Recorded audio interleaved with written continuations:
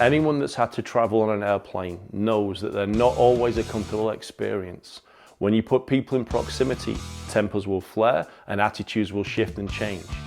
Let's have a look at a situation that unfolds that really did not need to in this reality check.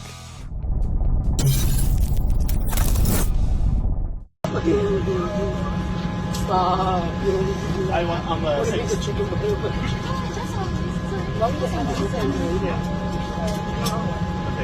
Yeah. Don't fuck with it. I really love. Don't fuck with it. I said.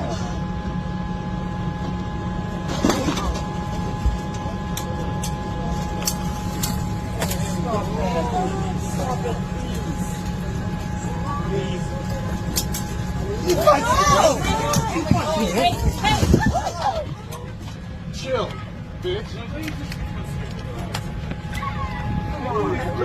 Y'all both gonna get kicked off the plane. Just chill out. Just chill out. Yeah, maybe y'all shouldn't sit together no more. Yes. I opened this then. This seat. And you make me in my face. No, it's hitting me in the face. I told him that this is not yours. This is criminal. Yeah. This fight occurs over air conditioning.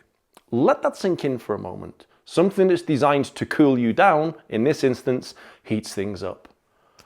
One gentleman decides that he's going to have the air blowing on his face because he's hot. He wants to cool down, he wants to relax, he wants to sleep. The guy next to him, and let's be fair here, he's one seat over from him, doesn't want it there, and he starts interfering with it.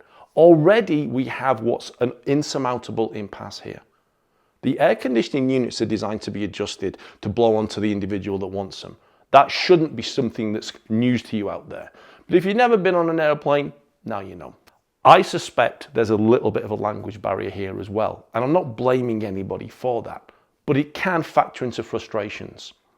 If you've ever seen a child get angry and throw things and have a tantrum, as often as not it's because they can't quite communicate what they need to get across, and the anger builds up in them and the frustration comes through.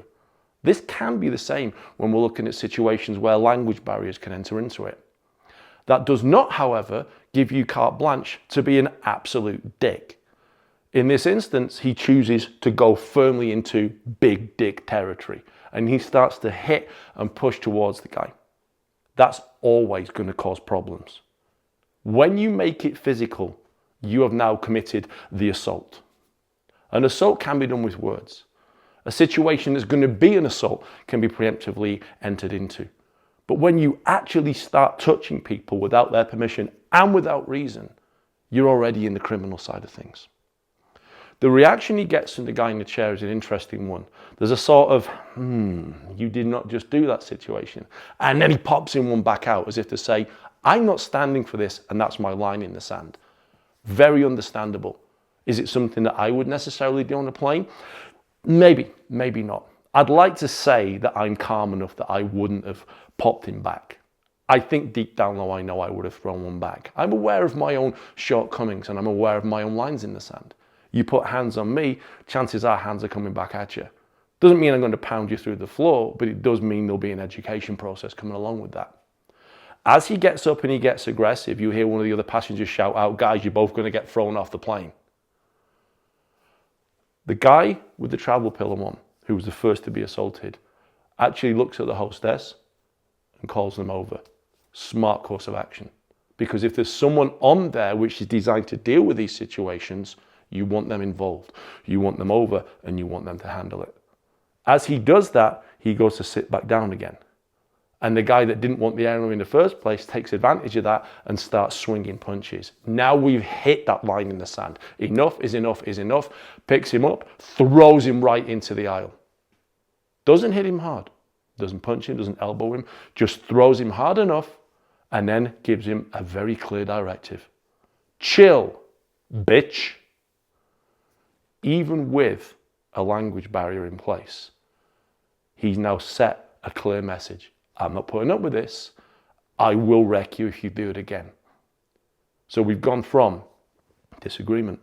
We've gone from an initial push and exchange and drawn a line. And then the line gets transgressed once more. Okay, we'll go one further. Bruce Lee's first student, Jesse Glover, used to have a saying, "Let me know how far you want to go and I'll meet you there." It doesn't mean he wants to start it, it does mean he'll finish it.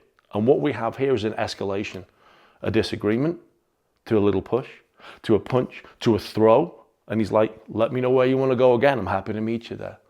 The stewardess is lucky enough to come in here and start to bring the situation down. Now, I would suggest, being as they're on the ground, one of them is going to get ejected.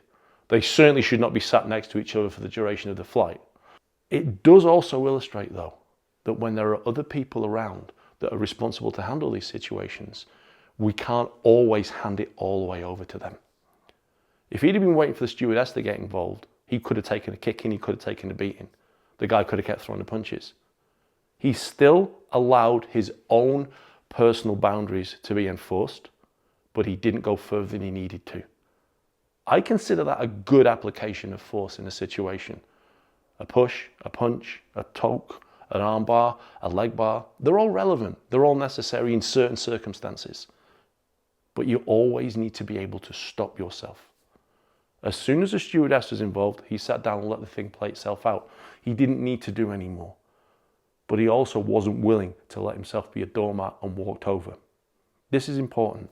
Our own rights are sacrosanct to ourselves. The rights of others are sacrosanct to them. Whereas they meet in the middle, this is where the conversation has to happen. In this case, it was with full contact sign language. I wish it wasn't that instance. Maybe the stewardess could have come in sooner, but perhaps she was busy with something else. But the fact that someone was willing to get physical over air conditioning, of all things, suggests there's a problem in that person's psychological makeup. Either they're an angry person in life, or they're just used to getting their own way. But in this instance, he found someone that wasn't willing to let him get his own way. And what's important to remember, these days more than ever, is that your rights end where someone else's begin. That's also where the conversation needs to happen, because might does not always make right. And the firstest with the mostest is not always the bestest, as we saw in the situation that just unfolded. Thanks for watching, guys, and thank you for all the support. There are a couple of ways you can actually help us support even more. One is to like, share, and subscribe the videos that we put out to help get the word out there. The second one is to buy the reality check training course that we put out. The link is in the description. That's over 7.5 hours of quality content designed to help you realize who you are and the decisions that you make. And the third and brand new way is to click below and join our Patreon, where we're going to be happy to keep providing you content with exclusive updates. And thank you for helping us help you.